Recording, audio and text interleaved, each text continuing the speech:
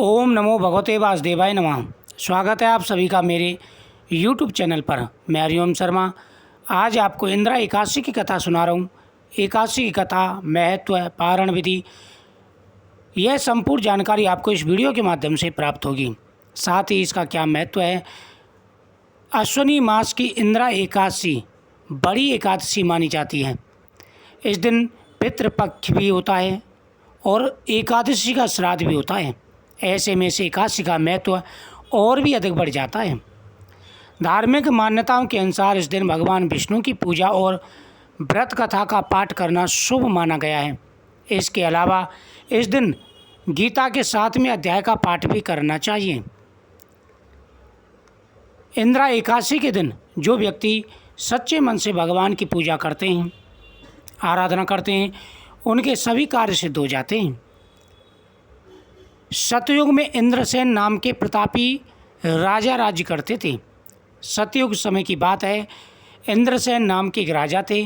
वह बड़े प्रतापी थे और धर्मपूर्वक राज किया करते थे।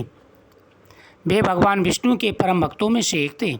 वह दिन रात भगवान की भक्ति में लगे रहते थे, प्रजा का भी ध्यान रखते थे और भगवान विष्णु का पूजन भी किया करते थे। महेशमती राज्य का राजा होने के कारण उनके पास किसी चीज़ की कमी नहीं थी और उनका जो राज्य था बड़ा विशाल था। उनके पास किसी भी प्रकार की कोई कमी नहीं थी। हर प्रकार का सुख और वैभव उनके पास था। महेशमती के वह राजा थे। कहते हैं कि एक दिन उनके राज्य में नारद मुनि का आगमन हुआ और जब वह सभा में बैठे हुए थे तभी वहाँ पर देव ऋषि नारद आए। राजा ने उनका अतिथि सत्कार किया और उनसे वहाँ आने का प्रयोजन जानना चाहा। तब उन्होंने राजा से उनके वहाँ आने का प्रयोजन बताते हुए कहा कि वे एक दिन यमलोक गए जहाँ उन्होंने राजा के पिता को देखा। देवऋषि नारद जी जैसे ही आए, राजा ने उनको बैठाया, उनकी पूजा की और उनसे आने का कारण पूछा। तब देवऋषि नारद ने कहा कि हे राजन, एक बार मैं यमलोक गया था और यमलोक की सभा में मैंने तुम्हारे पिता को बैठा देखा। जिसके बाद राजा के पिता ने नारद जी को कुछ संदेश दिया। राजा के पिता ने बताया कि किसी कारणवश एकादशी के व्रत में उनसे कोई बाधा उत्पन्न हो गई थी, जिसकी वजह से उन्हें यमलोक में यमराज के पास ही समय व्यतीत करना पड़ रहा है।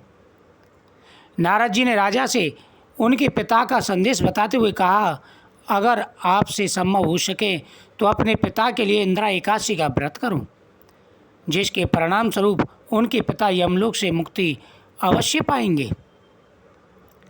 राजा इंद्रसेन ने अपने पिता का संदेश सुनकर विधि विधान से इंदिरा एकादशी के व्रत और पूजन किया। साथ ही अंत में इंदिरा एकादशी का व्रत का फल अपने पिता को दिया। नारद जी की बताई हुई विधि के अनुसार उन्होंने एकादशी व्रत का पुण्य अपने पिता के नाम कर दिया। एकादशी के दिन उन्होंने सुबह स्नान किया। स्नान करने के बाद में उन्होंने तुलसी से भगवान विष्णु का पूजन किया। माता तुलसी को जल अर्पण किया। तुलसी की मंजरी और पत्तों से भगवान विष्णु का पूजन किया। भगवान विष्णु के सामने दीपक जलाया। दीपक जला करके ओम नमो भगवते वासुदेवाय नमः मंत्र का जाप किया। एकादशी के दिन तुलसी पत्र नहीं तोड़े जाते, इसलिए एकादशी से पहले ही तुलसी पत्रों का इंतजाम कर लेना चाहिए या नीचे गिरे हुए पत्ते धोकर के भगवान विष्णु को अर्पण करने चाहिए। इसी प्रकार से जिस प्रकार से देवऋषि नारद ने राजा को विधि बताई, उसी प्रकार से राजा ने यह व्रत किया। उन्होंने सालग्राम भगवान के सम्मुख अपने पितरों का श्राद्ध किया। उसके बाद ब्राह्मणों को आदरपूर्वक भोजन कराया। फिर उन्हें दक्षिणा देकर श्रद्धापूर्वक विदा किया। सुबह उन्होंने भगवान विष्णु की पूजा की। सालग्राम भगवान के पास उन्होंने ब्राह्मण को बुला करके अपने पिता के नाम से तर्पण कराया। एकादशी की कथा का श्रवण किया। उसके बाद में उन्होंने ब्राह्मण को भोजन कराया और उसके बाद ब्राह्मण को दक्षिणा देकर के संतुष्ट किया और विदा किया। फिर उन्हें दक्षिणा देकर श्रद्धापूर्वक विदा किया। उसके बाद बचे हुए भोजन को गाय को खिलाया। इसके बाद धूप दीप से भगवान विष्णु की पूजा की। उसके बाद रात्रि में जागरण करके अगले दिन सुबह दान करके व्रत का पारण किया।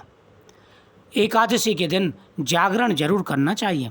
अगर पूरी रात जागरण ना कर सकें तो एक पहर तक जागरण जरूर करना चाहिए। जागरण करने के बाद में दूसरे दिन द्वादशी को पारण करना चाहिए। एकादशी में सात्विक भोजन करें। लहसुन प्याज का बिल्कुल प्रयोग नहीं करना चाहिए। एकादशी के व्रत में अन्न नहीं खाना चाहिए। एकादशी के व्रत में आप फल खा सकते हैं, दूध पी सकते हैं। आप व्रत का आटा जो आता है, कुटू आटा, संगाड़ी का आटा, इनका प्रयोग कर सकते हैं। आलू का प्रयोग कर सकते हैं। इन चीज़ों का प्रयोग करना है। समा के चावल का प्रयोग कर सकते हैं। ये चीज़ें आप प्रयोग कर सकते हैं। इससे भगवान का भोग लगाएं और भोग लगा करके ओम नमो भगवते वासुदेवाय नमः मंत्र का जाप करें। केले का फल इस दिन खाना चाहिए। उसके बाद में दूसरे दिन सुबह के समय पारण करना चाहिए, तो उसमें चावल बना करके भगवान को भोग लगाएं और पहले भगवान को भोग लगाएं। उसके बाद में भगवान के सामने संकल्प करके, प्रभु जो मैंने एकादशी का व्रत किया था, उस व्रत का फल मैं अपने पितरों को अर्पण करता हूँ। उस एकादशी के व्रत का पुण्य मैं पितरों को अर्पण करता हूँ। आप मेरे इस संकल्प को स्वीकार करें। ऐसा कहने के बाद में फिर उस व्रत का फल पितरों के निमित्त जरूर देना चाहिए। इससे पितरों की मुक्ति मिलती है। पितरों की मुक्ति हो जाती है, वैकुंठ लोक का वास मिलता है। और साथ ही अगर आपके ऊपर पितृदोष है तो पितृदोष दूर हो जाता है। पितृ भी प्रसन्न होकर के मनवांछित फल प्रदान करते हैं। इस प्रकार राजा ने पूरी विधि विधान के साथ में व्रत किया, रात्रि जागरण किया, सुबह दान करके व्रत का पारण किया। नारद जी की कथानुसार राजा ने ऐसा ही किया, जिसके बाद राजा के पिता स्वर्गलोक में स्थान प्राप्त कर सके। उसके बाद राजा ने नियम पूर्वक यह व्रत किया और व्रत के बाद में उनके जो पिता थे वह वैकुंठ लोक को गए। यह व्रत बड़ा व्रत माना जाता है और यह व्रत पितरों के लिए ही होता है। जो सच्चे मन से इस व्रत को करते हैं, भक्ति पूर्वक इस व्रत को करते हैं और इसका पुण्य पितरों को अर्पण करते हैं, उनके पितरों की मुक्ति हो जाती है। पितृपक्ष में इस एकादशी के आने से, इसलिए इसको श्राद्ध एकादशी व इंदिरा एकादशी के नाम से जाना जाता है। इस दिन जो व्यक्ति सच्चे मन से भगवान विष्णु का ध्यान करते हैं, आराधना करते हैं, उनके सभी कार्य सिद्ध हो जाते हैं। धन बढ़ता है, सुख समृद्धि बढ़ती है, सभी पापों का नाश हो जाता है और वैकुंठ लोक में स्थान प्राप्त होता है। जिस विधि से आपको एकादशी का व्रत बताया है, उसी विधि से आपको यह व्रत करना है। इस व्रत के करने से आपके सभी कार्य सिद्ध होंगे और साथ ही इसका पुण्य आपको पितरों को अर्पण करना है। आपके सभी कार्य सिद्ध हो जाएंगे और पितरों को वैकुंठ लोक का वास मिलेगा और पितरों का आशीर्वाद भी आपको प्राप्त होगा। वीडियो को ज़्यादा से ज़्यादा शेयर करें, चैनल को सब्सक्राइब करें, कमेंट में ओम नमो भगवते वासुदेवाय नमः जरूर लिखें। भगवान विष्णु आपकी हर मनोकामना अवश्य ही पूरी करेंगे। ओम